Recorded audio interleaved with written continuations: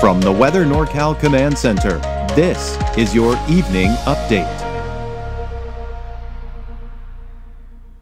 Cascade Paint and Supply is Reading's oldest family-owned paint store, established in 1953. We are the largest Dunn Edwards dealer in the nation, and most of our products are made in the U.S. Our friendly and knowledgeable staff are ready to answer your questions and help you today.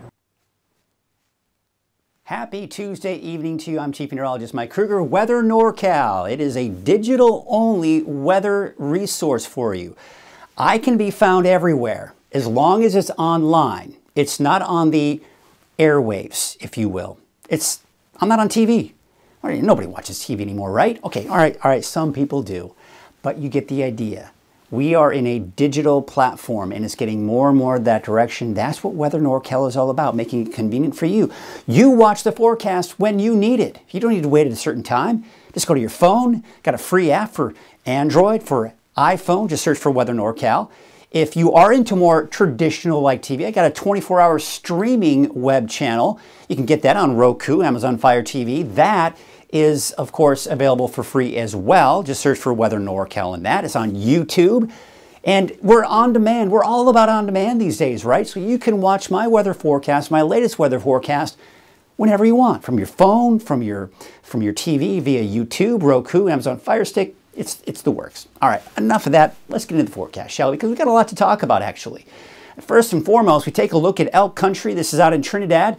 There you can see some of the clouds that are out there. These clouds have been on the increase as expected through the afternoon. You can see that here as we look at Reading, all those clouds beginning to move in, but the rain still pretty far to our north. We're not seeing the rain just yet. We will see it later this evening and into tonight, and not to mention tomorrow. So, cooler, unsettled by tonight and tomorrow. Snow is going to be what we're dealing with here in some of the higher elevations. I've got those snow levels on average around 4,000 feet.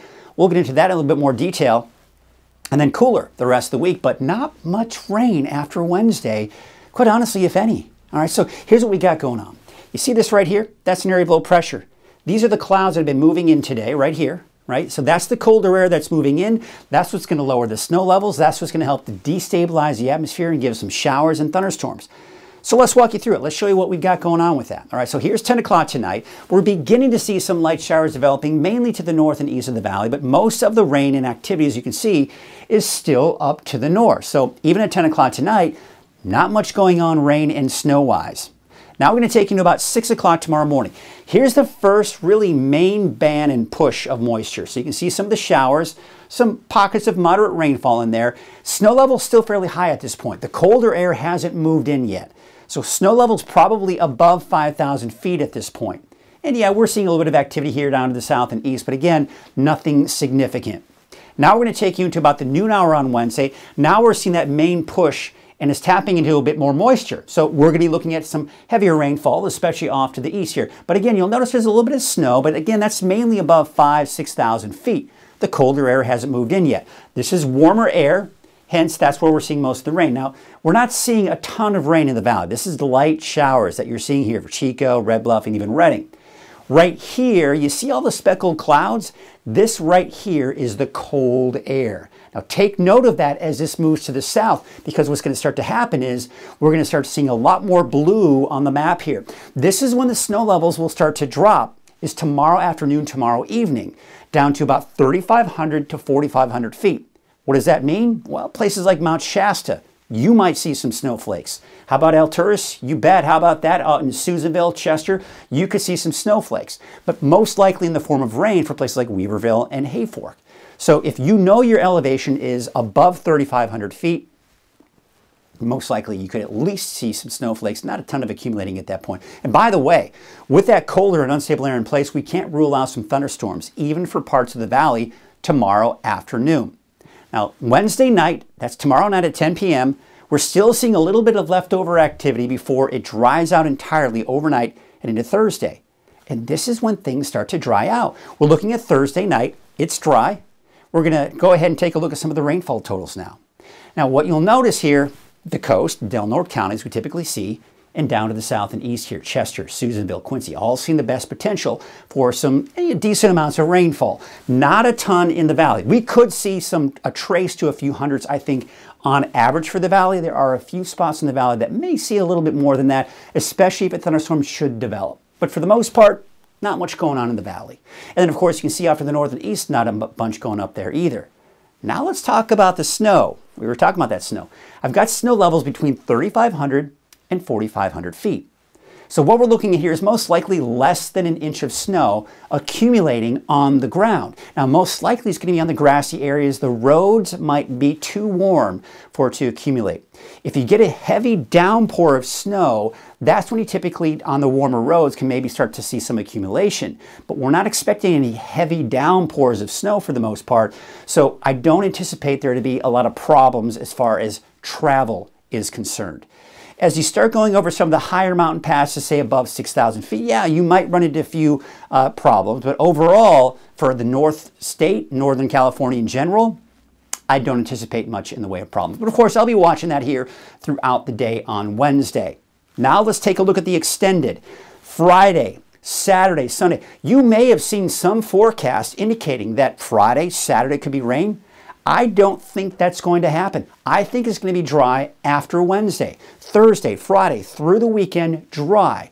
Good for any Halloween parties, whatnot. It's going to be great for the weekend, dry conditions. Now, as we go into next week, Monday, Tuesday, next Tuesday is Halloween. Should be dry for the kids trick-or-treating, but by Wednesday of next week, now you're seeing maybe another chance for showers.